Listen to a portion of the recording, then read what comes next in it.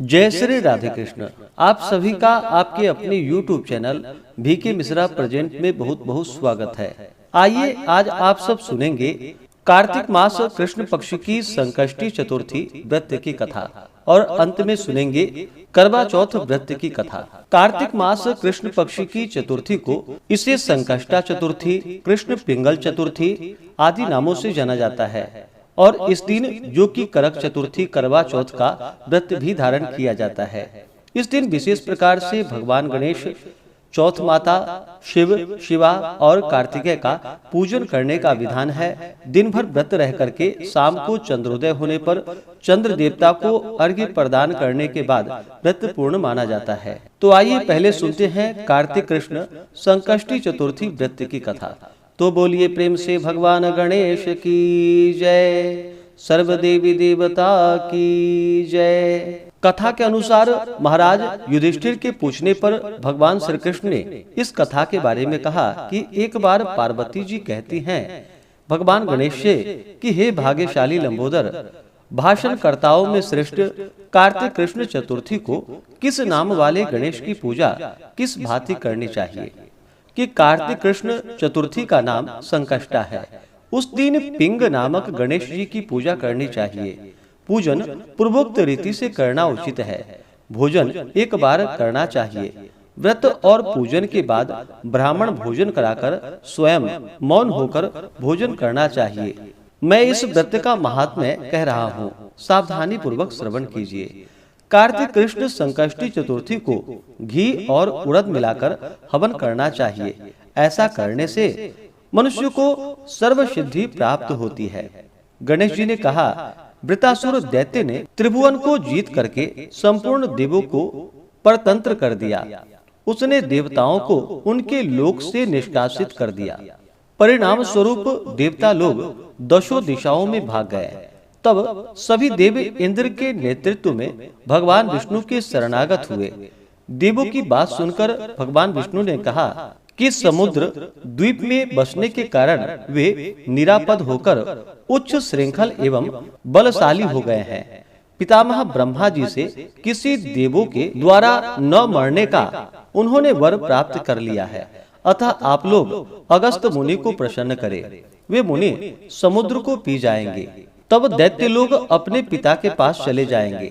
आप लोग सुख पूर्वक स्वर्ग में निवास करने लगेंगे। अतः आप लोगों का कार्य अगस्त मुनि की सहायता से ही पूरा होगा।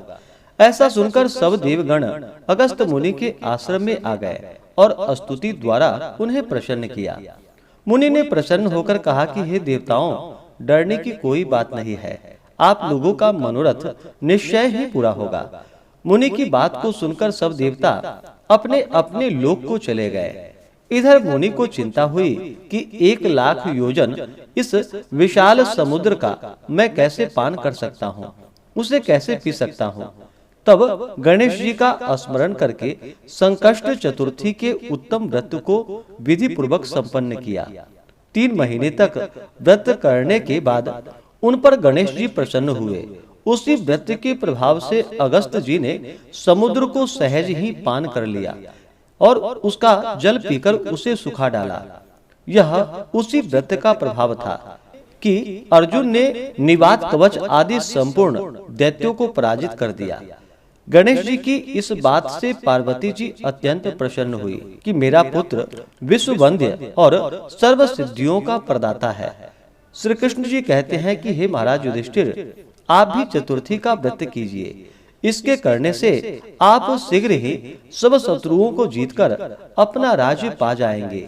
श्री कृष्ण जी के आदेशानुसार युधिष्ठिर ने गणेश जी का व्रत किया। व्रत के प्रभाव से उन्होंने शत्रुओं को जीतकर अखंड राज्य प्राप्त कर लिया।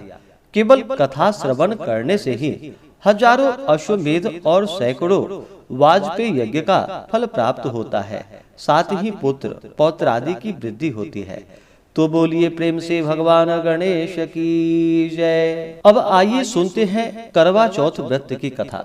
तो बोलिए प्रेम से चौथ माता की जय। कथा के अनुसार एक बार मानधाता कहने लगे कि जिस समय अर्जुन इंद्र नीलगिरी पर्वत पर तप करने के लिए चले गए तो उनके पीछे द्रौपदी खिन्न मन होकर चिंता करने लगी कि अर्जुन ने बड़े कठिन कर्म का प्रारंभ कर दिया है, किंतु विघ्न डालने वाले शत्रु अनेक हैं। इस प्रकार चिंता करके श्री कृष्ण जी से सब विघ्नों के नाश करने का उपाय पूछने लगी। द्रौपदी ने कहा कि हे सर्व जगत के नाथ, आप मुझे ऐसा व्रत बतलाने की कृपा करें जिसके करने से सभी विघ्न नाश हो जाएं। भगवान श्री कृष्ण जी ने कहा कि हे महाभागे, श्री पार्वती जी ने शंकर भगवान से भी यही प्रश्न किया था। तब शंकर जी ने पार्वती जी से जो कहा था वही करक चतुर्थी करवा चौथ का व्रत मैं तुमसे कहता हूँ। तुम ध्यान पूर्वक सुनो, जो सब प्रकार के विघ्नों का नाश करने वाला है। श्री पार्वती जी ने कहा कि भगवान, यह करक चतुर्थी का व्रत किस प्रकार का है तथा उसका विधान क्या है, और पहले भी उस व्रत को किसने किया है। शंकर जी बोले कि पार्वती, जो अनेक प्रकार के रत्नों से शोभायमान, चांदी और सोने के भवनों से भरे, विद्वान पुरुषों से शोभित, लोगों को वश में करने वाली दिव्य स्त्रियों से शोभायमान, जहाँ पर सदैव ही वेद ध्वनि होती है, ऐसे स्वर्ग से भी मनोहर परम रमणीक शुक्रप्रस्थ में एक वेद शर्मा नामक ज्ञानी ब्राह्मण रहता था। उसकी पत्नी का नाम लीलावती था। उसके महापराक्रमी 7 पुत्र और संपूर्ण लक्षणों से युक्त वीरवती नाम की एक कन्या उत्पन्न हुई। उसकी आंखें नील कमल के समान और मुख चंद्रमा के समान था। उसके पिता के योग्य समय आ जाने पर वेद शर्मा ने एक वेद शास्त्र के ज्ञाता विद्वान ब्राह्मण को विवाह विधि से प्रदान कर दिया। इसके पश्चात वीरवती ने अपने भाइयों की स्त्री भौजाइयों समेत गौरी का व्रत किया।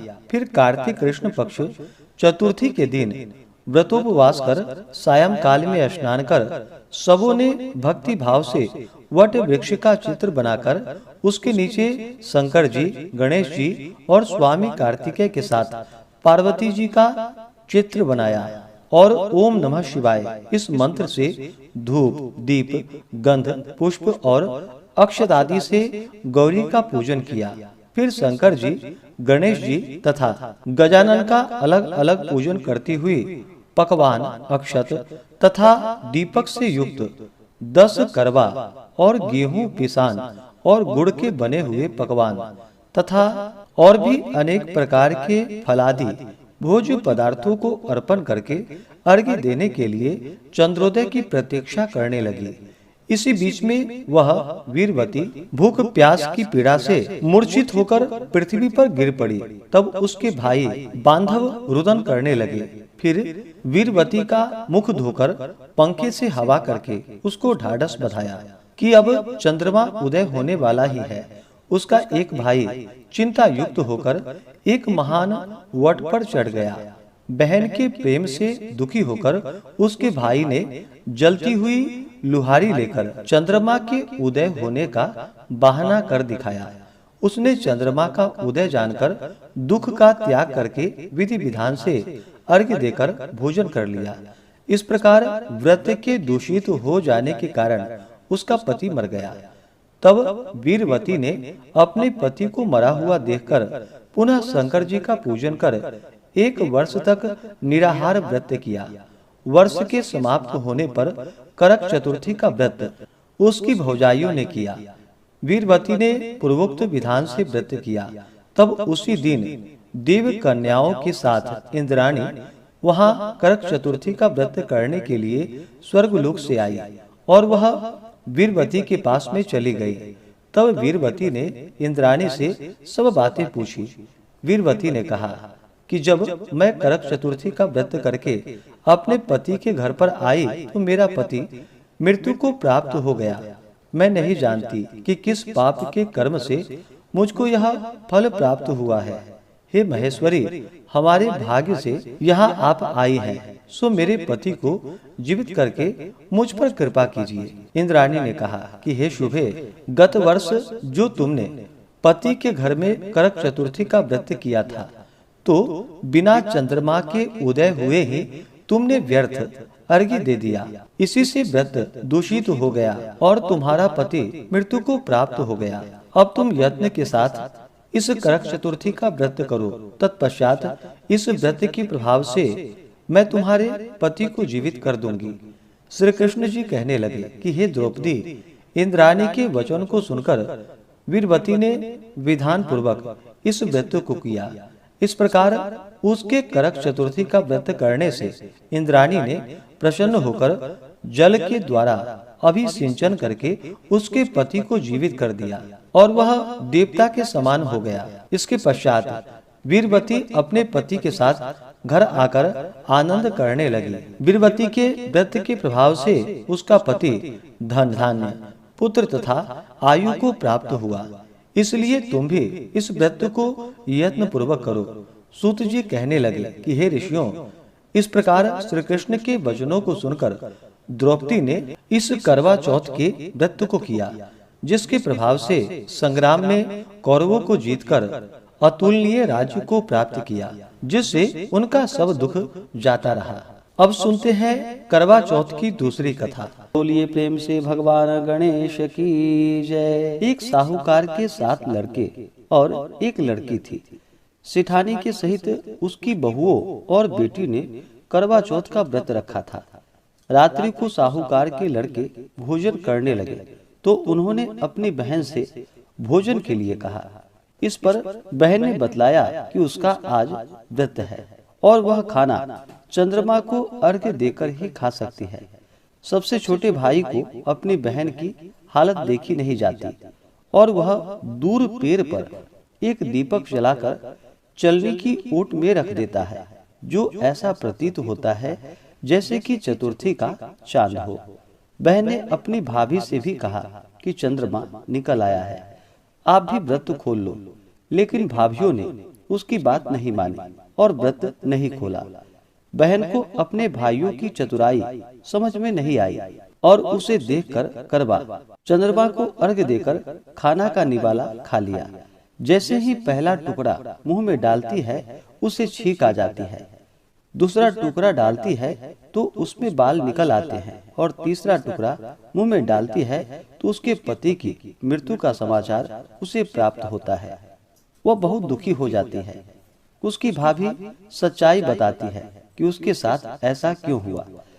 व्रत गलत तरीके से टूटने के कारण देवता उससे नाराज हो गए। इस पर करवा निश्चय करती है कि वह अपने पति का अंतिम संस्कार नहीं करेगी और अपने सतीत्व से उन्हें पुनर्जीवन दिलाकर ही मानेगी।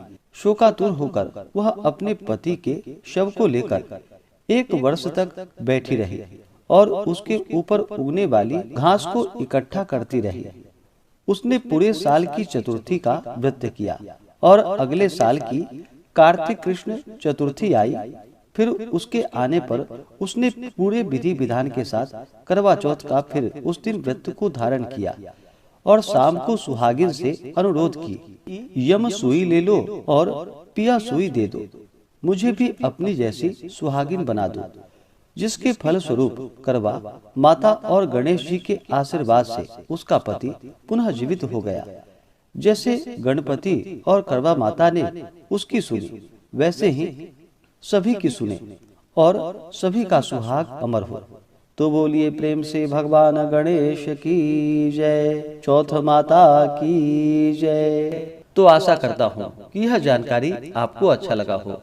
इसी प्रकार से ज्ञानवर्धक जानकारियाँ प्राप्त करते रहने के लिए, व्रत पूजा के बारे में जानने के लिए, कथा को सुनने के लिए चैनल पे अगर आप पहली बार आए हैं तो चैनल को लाल बटन दबा करके सब्सक्राइब करें, साथ में बेल आइकन घंटी को दबाएं ताकि आने वाली वीडियो का नोटिफिकेशन आपको समय से मिलता रहे। वीडियो को लाइक करें, शेयर करें, सुखी रहें और स्वस्थ रहें। जय श्री राधे कृष्ण। धन्यवाद।